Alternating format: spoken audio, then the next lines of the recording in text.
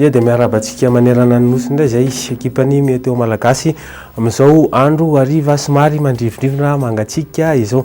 Mandrivondrivotra mangatsiaka mihitsy ny andro indrindra tia voatany vokatsy ny fatanjahany alizay izay nanomboka rondroandro telotelo andro zay ary mbola heverina mbola tanjaka hatrany zany amin'ny andro manaraka ho avy izao. Fa raha ny vinavinan'ny toetrandrontsika rapitso maraina dia toy izao izany. Isy orana malefaka amin'iny morontsiraka atsinanan'ny nosy iny. Zany hoe aty amin'ny faritry Sava ka aty amin'ny faritra atsimo atsinanana. Aty voatany moa dia anjakan'ny rahona hatrandry ary heverina isy herika mihitsy zany aty amin'ny faritry Analamanga, Vakinakaratra, Moromaniny sy ilany andrefany Otmatsiaritra indy.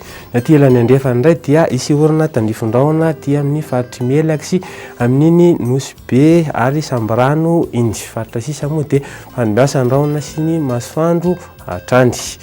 Raha ny tolakandro indray dia hitohy hatrany ny orana amin'iny morontsiraka atsinanan'ny nosy indy fa somary mafimafy zany indrindra ato amin'ny atitany Sofia sy Sava indy. Sy orana tandrifondraona rakotroka zany aty amin'ny faritry Diana sy nosy be ary amin'iny Betsiboka sy Boeny izay heverina any amin'ny alina any mihitsy izany.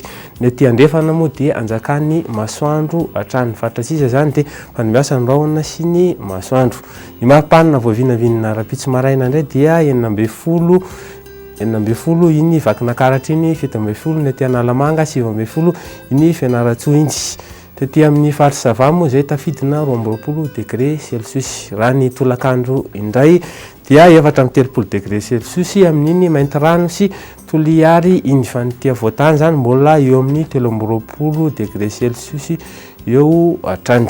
Toy izao indray ny toetrandro amin'ireto tanàn-dehibe ireto Milan sy Johannesburg ary Nairobi dia ibalika ny andro. Bangkok misy orana tandrifondraona rakotroka, any Paris dia andrahona ny andro.